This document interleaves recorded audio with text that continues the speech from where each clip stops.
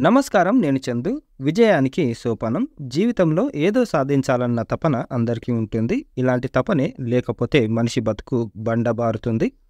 గుండె రాయిగా మారి చివరికి ఆ మనిషి శిలగా మిగిలిపోతాడు. జీవితంలో ఏదో ఒకటి సాధించడానికి లక్ష్యం అంటూ ఉండాలి.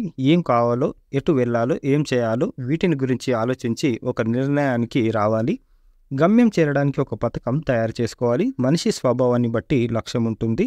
కొందరికి డబ్బు గురించి, మరికొందరికి కీర్తి గురించి, ఇంకొందరికి భౌతిక సుఖాల గురించి తపన ఉంటుంది. ఏది అవసరం, ఏది మంచి, ఏది శాశ్వతం అని తెలుసుకొని దాన్ని తమ లక్ష్యంగా పెట్టుకునేవారు చాలా కొద్దిగా అరుదుగా కనిపిస్తారు. లక్ష్యం సాధించడానికి తపన ఉంటే చాలదు. అది ఎలాగైనా పొందాలన్న కోరిక లేదా ఆకాంక్ష, పట్టుదల, ఏకాగ్రత లాంటి సాధనాలను లేదా సామాగ్రిని పోగు చేసుకోవాలి. మనస, వాచ, కర్మన ఆ లక్ష్యం అందిపుచ్చుకునే వరకు నిద్రాహారాలు సవ్యంగా లేకపోయినా అధైర్యపడకూడదు. అర్ధంతరంగా వదిలిపెట్టకూడదు. కార్యసాధనపై మనసు పూర్తిగా లగ్నమైతే చిన్నా చితక ఆటంకాలు కాస్తో కూస్తో అసౌకర్యాలు ఇబ్బంది పెట్టవు. దృష్టితో పాటు మనసును దిటవుపరుచుకుంటే లక్ష్య సాధన నల్లేరు మీద బండిలా చకచక సాగుతుంది, గమ్యం చేరుతుంది. ఆధ్యాత్మిక రంగంలో ప్రగతి సాధించి సుగతి పొందాలని ఆకాంక్షించే వారిని ముముక్షువు అంటారు. వారి లక్ష్యం వేరుగా ఉంటుంది. పరమార్థ సాధనే వారికి పరమగమ్యం. పరమ పురుషార్థం అంటే మోక్షం వారి అంతిమ లక్ష్యం. యోగాభ్యాసం సాధన గురించే వారి తపనంతా. యోగాభ్యాసం, ఆధ్యాత్మిక సాధన గురించి మన శాస్త్రాలు విపులంగా చెబుతున్నాయి. పతంజలి యోగా శాస్త్రం ఒక ప్రామాణిక గ్రంథం. అభ్యాస యోగులకు అది దారిదీపం, అంటే టార్చ్ లైట్ లేకపోతే టార్చ్ బేరర్. లక్ష్య సాధనకు కావలసిన చైతన్య శక్తిని పుంజుకోవడం యోగాభ్యాసం సాధన. ఆ చైతన్య శక్తిని ప్రేరేపించే మార్గం. లక్ష్య సాధనకు మార్గదర్శకులైన విజేతల గురించి మన పురాణాల్లో, ఇతిహాసాల్లో చాలా ఉదాహరణలు ఉన్నాయి. మర్యాద పురుషోత్తముడు శ్రీరాముడు ఆదర్శమానవుడిగా ఈ సందర్భంలో మనకు స్ఫూర్తినిస్తాడు. పట్టాభిషేకం బదులు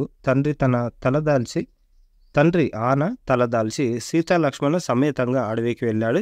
పంచవటిలో రావణుడు అపహరించిన సీతను తిరిగి తీసుకురావడం అనే లక్ష్యం అరణ్యవాసంలో మొదటి వరుస కట్టింది. ఆ లక్ష్యం నెరవేరడానికి దాశరథి చేసిన ప్రయత్నం ప్రశంసించదగ్గది. మానవ సహజమైన దుఃఖాన్ని దిగమింగి కార్యరంగంలో నించున్నాడు. అడవిలో వానరులు, జాంబవంతుడు ఆయనకు అండగా నిలిచారు. నిరాశ నిస్పృహలకు లొంగకుండా సంప్రదింపులు సాగించాడు.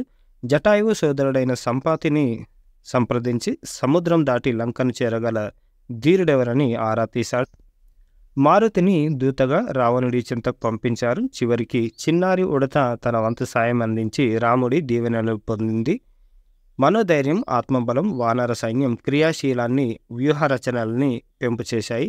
అధర్మం పైన ధర్మం విజయం సాధించింది. సీతా లక్ష్మణ సమేతంగా రాముడు పుష్పక విమానంలో అయోధ్యకు తిరిగి వచ్చి రామరాజ్యానికి శ్రీకారం చుట్టాడు. ఇహాపర సాధన భవజలదికి నావ అంటారు. భక్తి, జ్ఞాన, వైరాగ్యాలు జీవన్ముక్తికి ముఖ్య ద్వారాలు.